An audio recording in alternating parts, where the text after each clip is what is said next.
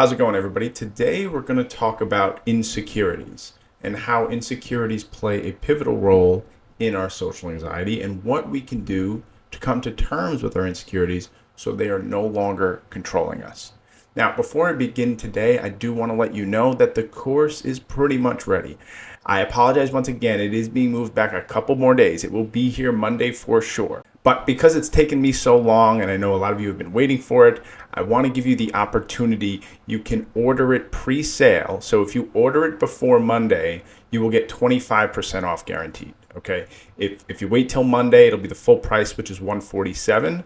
But if you get it before Monday, because I've made you guys wait, and I apologize for all the pushing back and the interruptions, it's just been a little hectic, and it's taken me longer to edit this thing than I originally thought, but it will be here Monday. So if that's something you're interested in, I will put the link where you can buy it at the bottom of this episode. If you're not interested, of course, you can just keep listening to my podcast for free. Okay, so let's talk about insecurities. Insecurities are things that we are obviously insecure about, that we think about, that are present on our mind when we are in social situations. Now, of course, they can be on our mind after and before social situations too, and that is relevant. But I want to talk about today specifically, what do you do about the insecurities that you have when you're in the moment, right? And we have different sorts of insecurities. Some of our insecurities are completely out of our control, like our looks, our height, our weight, whatever, right? There's different insecurities that we have. And then there are insecurities we have about the way we interact, or whether or not we're boring, or if we're uninteresting, what our interests are. And these insecurities, they linger in the back of our mind.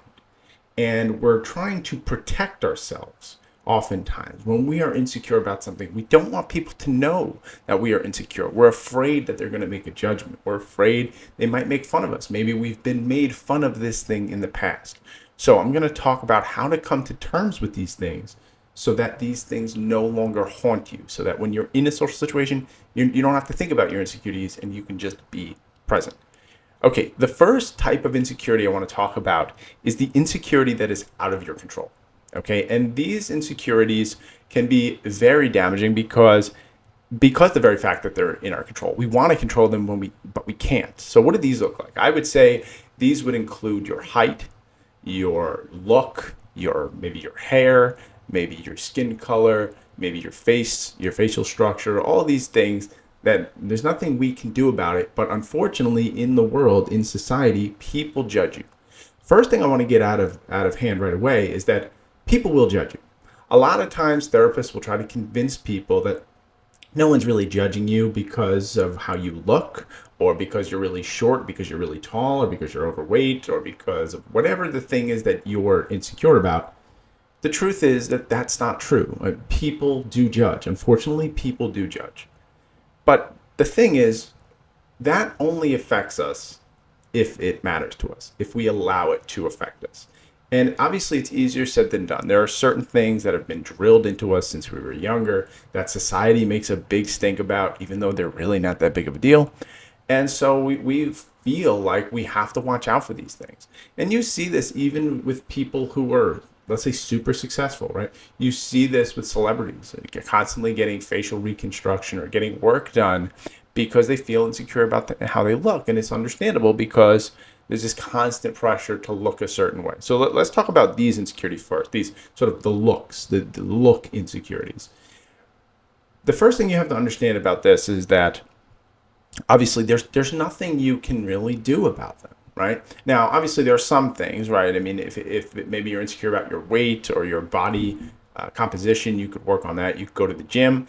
But again, you want to be careful about how much you get involved in trying to control these things because they can become very obsessive. It's okay to stay healthy. It's okay to be on top of those things, but you don't want this to control your life.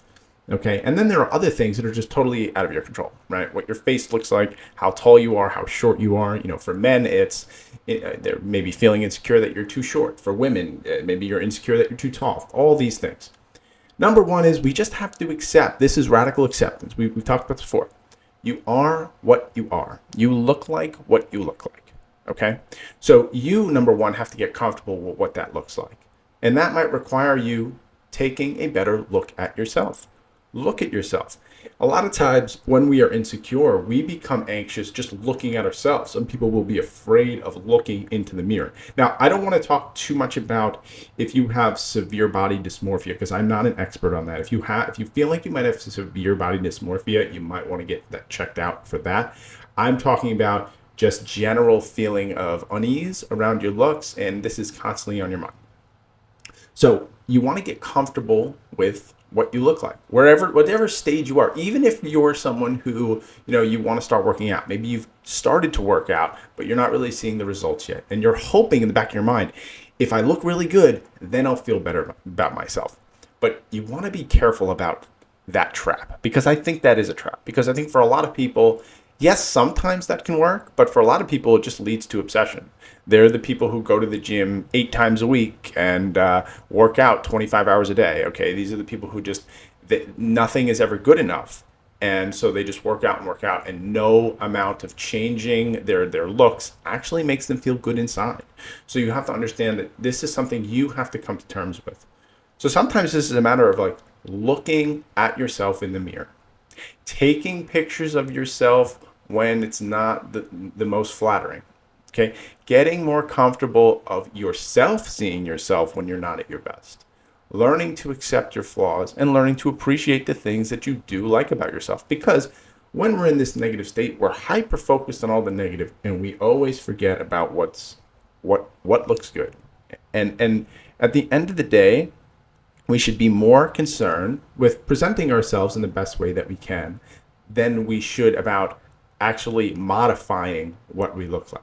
Because at the end of the day, what we look like is what we look like. Now, the second thing that I think is even more important than all of this, getting comfortable with that, is I want you to ask yourself, what are your values?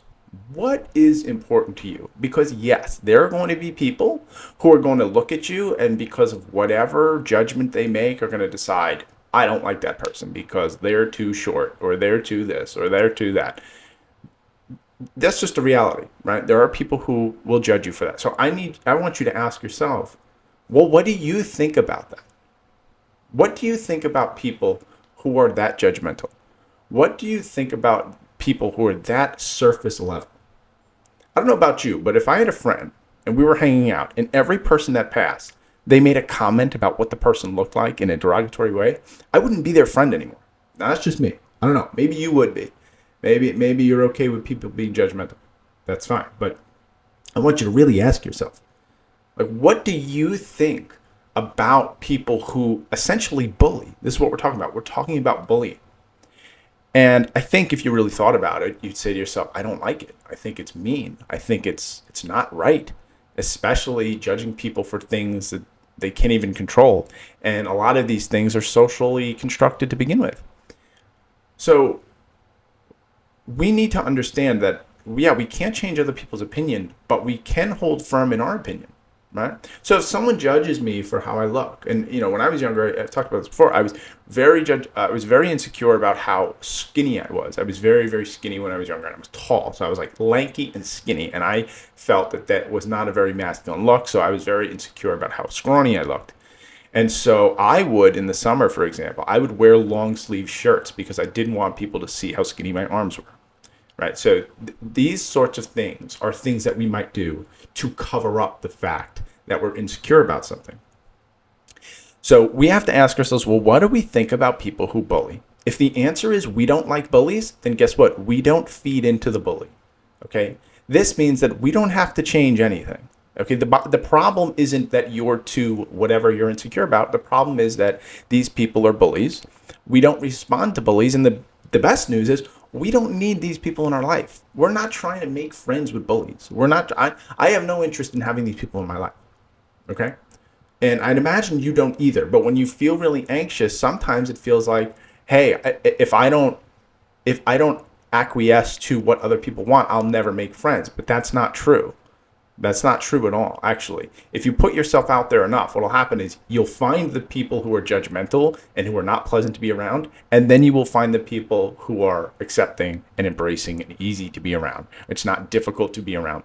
But you can only do that if you get to the point where you're able to put yourself out there enough to get judged and get rejected and understand that people are going to judge you for these things. And that even if they do, you can stand firm in what you believe. I don't care if people judge me for my looks anymore, whether I'm too skinny or what my face looks like, because honestly, that's how I feel. Judging someone for something that's out of their control is irrational. I mean, I think it just doesn't make any sense to me, right? Because if you were, and this is basic empathy, if you put yourself in someone else's shoes, you can understand, oh, if I was in their shoes, right? If I was born maybe shorter, I could appreciate what that must be like to be in a world where people will judge you for that. So that's part of the reason I don't judge. One, because it's mean, and two, because I could put myself in that position and understand what that might feel like. So we can have basic empathy. So the fact that other people are irrational and lack basic empathy, that's not our problem. That is not our problem to solve. We do not need to fix that. We do not need to do anything about that. So when you're feeling insecure about your looks and you're saying, oh my God, are they judging me? The first thing you're going to say is, yes, they could be. Yes, they could be. If someone's judging me for that, that's good news for me, because I know I don't want that person around me. I don't want that person in my life. So if they make a comment, oh, you're short for a guy, or you're overweight for a girl, you're too tall for a girl, or whatever the insecurity is, laugh. I mean, it's ridiculous. It's absolutely ridiculous. This is not something you should have to cover up and hide. And I understand it's more complicated for certain people and certain social expectations. It's not that simple. But at the end of the day, we don't want to give in to the bully. They can have their judgment. They can make their comment. We don't have to defend ourselves. I used to do this. When people would make these comments, I'd be like, I know. I've been trying to hit the gym lately, right? Trying to like overcompensate for the fact that I feel like I look too skinny. And that's what I would do. I would try to don't do that. Don't try to overcompensate for what you feel like you're lacking in. Just accept it. Make a joke about it. Or just don't even acknowledge what the person is saying. Okay? Because that is not a person you want in your life. And once you can come to accept where you're at, again, if you eventually do want to make some changes on your body because that's something you feel is important, you can do that. But that has to be a choice that you make. You don't make that for other people, okay? And wherever you're at right now, we need to accept that that's where you're at. This is what I look like. Hey, world, take it or leave it. You're going to judge me? That's a you problem, not a me problem. We have to get sometimes a little arrogant about our beliefs. Sometimes we're almost too understanding of other people's. Well, I can understand why, they might judge me for that. No. If people are being mean and people are bullying you, it's unacceptable. And you do not tolerate that from here on out. Okay, so that's the first layer of insecurity, that like the insecurities that you can not control. There are other ones, like the sound of your voice, for example. That's a great example, actually. And one way you could work on that is record yourself and listen to yourself. When I first started recording myself, I hated my voice. I hated it. I started listening to it over and over again, and now it doesn't bother me. I don't get a jolt of anxiety anymore. It's just a natural human instinct for whatever reason. We don't like the sound of our own voice. So get used to listening. Whatever it is that you're insecure about, get used to perceiving it and seeing it and listening to it. Okay, number 2 is the insecurities that you feel like maybe you do have some control over, maybe the way you act in social situations. They have talked about this in previous episodes that you can check out, and I'll drop those to the bottom of the episode so you can take a look at them if you haven't heard them before. But a lot of the other insecurities we may have may be around our social anxiety, our physical symptoms, how we're coming across, how we're presenting, if we're boring, if we're uninteresting. Again, the first thing we have to understand is a lot of the reasons that we are boring, uninteresting, whatever the case is because we're anxious, right? It's not like if you're with people you're comfortable with, you're generally more yourself, right? You're not as bland because you're more willing to take risks because you already know that you're not going to be judged. You already feel accepted. When we're in new environments, we feel anxious, and that anxiety makes us boring in a sense. I've talked about this before, that when you're anxious and you're in your head and you're filtering out everything that you normally would say because you want to try to fit in with the new group. And so you're not really putting yourself out there. And then you're going home and you're judging yourself. Oh my God, was I boring? Was I uninteresting? Number 1, maybe. I mean, look, we all have moments where we're boring and uninteresting. That's something we have to accept. We're not always going to be funny. We're not always going to tell the best jokes. And sometimes our ego can get in the way, and we have to understand that is our ego. right? We want to be the cool guy, the funny guy, interesting. We want to tell the funny story. It's just not possible all the time. We have to accept we're not always going to be interesting. Okay, and number two is, again, if you can accept that a lot of this is coming from your anxiety, then you stop tormenting yourself after. So let's say you meet up with some new people, and you feel like am I being boring? First thing is accept it. Maybe some people won't like it. The more I try to fight it, the more it's going to control me. And then when you get home, if you start saying to yourself, oh my God, I was so boring, I was so uninteresting, we're gonna change that. We're gonna understand that, okay, maybe I was boring, but you know what? I was also really anxious. I felt really uncomfortable. I didn't feel really heard by those people. I didn't feel like they were ready to listen to me. So it's understandable why I didn't want to express myself. But next time I'm gonna try to say this. I'm gonna try to put myself out there a little bit more, right? So you want to embrace where you're at. Don't fight where you're at. If you're really anxious, if you're so anxious it's hard for you to like pick up the phone and order a pizza, then of course it's going to be hard for you to do more complex social situations. So if you're going home and tormenting yourself because of all the mistakes you made, well, that's not really fair, right? Because that's not really where you're at. Just like learning anything, if you're learning the guitar for the first time and you go to a guitar class and there's people ahead of you who have been playing guitar for 10 years, and you go, well, I can't do what they can do. Well, of course you can't do what they can do because you don't have any training in doing it. You haven't practiced it. Same thing with social anxiety. When we're socially anxious for so long, we don't practice socializing. And so we don't get comfortable with expressing ourselves. So we have to be empathetic and understanding given where we're at this particular time. All right. And then lastly, for the physical symptoms, if you're insecure about, am I shaking? And this is really hard. And I've talked about this in other episodes. This is one of the hardest things to do. But the reality is, again, the more you fight it, the more it controls you. We want to take the power away from these things. All of these insecurities, right? What's happening? The more we try to control it, the more we try to hide it, the more power it has over us. So what do we have to do? We have to embrace it. We have to allow it. We have to say, you know what? They see my hands shake. That's okay. I'm working on my social anxiety. And if they're going to judge me for that, maybe that's not a person I want to be around. That's okay. I'm looking for people who are going to understand. That's what I'm looking for. I'm looking for people who share the same values that I share.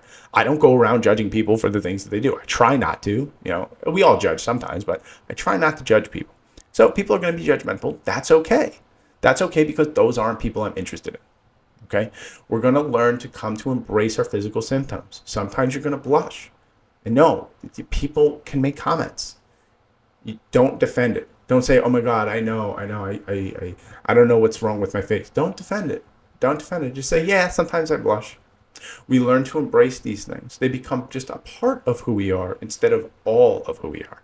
They become little quirks about us, little things that if we saw it in another person, we might actually find it endearing. We might find it like, I don't know, maybe you're on a date with someone and they blush. You might think to yourself, oh, that's kind of cute, actually. It's kind of cute the way it looks when they blush. When we see it in other people, we can see the positives of it. But when we see it in ourselves, we hate it.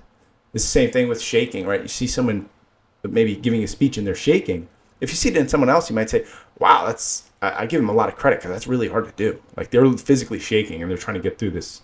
I put a video up on Instagram recently about this. There's this guy shaking tremendously, and everyone in the comment section is like, wow, I wish I had courage to do something like that. But when it's us, we feel like, oh my God, there's something wrong with us. No, there's not. Everybody experiences anxiety, negative emotion, embarrassing moments, all these things. We come to embrace these things. They don't hurt us anymore. The classic example is, if you've ever seen 8 Mile, it's a movie from like the 2000s with Eminem. There's a scene at the end where he's doing a rap battle, and when it's his turn to rap, instead of talking about the other guy, he just makes fun of himself. He makes fun of everything about himself that everybody already knows, right? That all the insecurities that are very clear that he has, he sends them out into the world. And then what happens is when the other guy has to rap, he has nothing to say. He has nothing to say because it's all been said already. So this is something you can do. You can actually start to share your insecurities. If you're on a date and you're nervous, tell people you're nervous. Again, this is great. This weeds out the judgmental people. Cool. We don't want to date judgmental people. And 2, it takes the pressure off. Now we don't have to worry. Do I look nervous? Am I blushing? Am I shaking? Maybe. Oh well. Right? You start to share the things. Maybe you're insecure about, here's another thing you can be insecure about, your life. Maybe you feel like you're not going out and socializing enough and doing enough. So you hold it in. So anytime there's a topic around your social life, or, hey, what did you do this weekend? You get really, oh no, they're going to judge me because I just sat in my house and I did nothing. Okay. Well, what if we started sharing that? I just sat around today, this weekend. I didn't do much. You'd be surprised how many people will find that endearing. They'll be like, oh man, I wish I could do that. I want to do more of that. I've been so busy lately. Okay. And the other thing is, if you want to start to do those things, sure. If like you, obviously the anxiety is holding you back from living your life, we can start to implement more of those things. Maybe we can start to do things for yourself. Take up a new hobby in a small group, a small class, or take up a new hobby just by yourself, or learn a new hobby on YouTube, and you can share that to the world. I'm learning this new hobby. I've been going on YouTube to learn about it. Share about the things that you're insecure about. Now, the caveat to that is, don't share to people who are judgmental, right? Like if you get a bad vibe from someone, you get a feeling like, yeah, this person just feels like just rough around the edges, and they just feel like they're ready to attack, then don't share with those people, because yeah, they're going to make you feel worse because those people suck. But that's okay. We don't need to impress those people. We don't want those people in our life. The fact that they're airmailing that out there and they're showing us that they're so judgmental, that's good for us, because now we know, oh, this person kind of sucks. I don't want to be around this person. I don't have to be this person's friend. You feel out who's comfortable, who's non-judgmental, who's going to be friendly, who's going to be able to laugh at an insecurity, and not in a bad way. I mean, like laugh with you. Those are the people you share with, and then you realize it's not that scary. It's not that bad. When you start to open up about things to the right people, you start realizing like most people, they understand human flaw. When you start talking about embarrassing moments you've had when you're younger, which I do now on the internet all the time. I tell my stories about the embarrassing moments I had when I was socially anxious. And I get comments in droves about, oh my God, I wish I could be this honest about my experience. Like I went through the exact same thing. It was so hard for me. More people understand than you think. And I think we assume, because maybe bad experience when we were younger, we assume that most people are judgmental and they're mean. And yes, there are some people like that, but most people are understanding, and we've all shared embarrassing moments. So if you can be more open about your embarrassing moments and your insecurities, you'll realize that most people are accepting of them. And then it takes the shame away, and you start to realize there's nothing shameful about any of this. Like, yeah, I used to get really nervous when I would give speeches. That's like every single person in the world. Now, I used to get nervous about a lot of other things that other people didn't get nervous about. But you know what? People who have empathy, they can understand other things. Maybe they don't have social fear, but maybe they have fear of dogs, right? I don't have a fear of dogs, but I know people who are terrified of dogs. Do I judge them? No, I don't. I try not to, because I know that I have my own fears. So people in a right state of mind can understand things from different perspectives. And if they can't, then again, maybe it's not the person for you. So this is what we want to do if we have insecurities. We want to start to embrace ourselves. We want to start to share these things to the right people, okay? And we want to start getting comfortable with opening up about these things so that we don't feel like we're always on the defensive, always hiding, always covering up, because that is what is causing all the anxiety in the moment. All right, I hope you found this episode helpful. Once again, if you're interested in the course, it is pretty much ready to go. It will be ready by Monday. I promise you it will be ready by Monday. If you want to order the pre-sale, I'm going to put it at the bottom of the episode. You get 25% off, and it is 6 modules long. And I haven't finished the editing totally. It's going to be a little shorter than I initially thought, but in a better way, because I think I cut out a lot of the fluff. So it's going to be about 3 to 4 hours. It's going to be 6 modules, and there's going to be a workbook along with it that you can use as you study along with it. All right. So I hope you guys found this helpful, and I'll see you soon.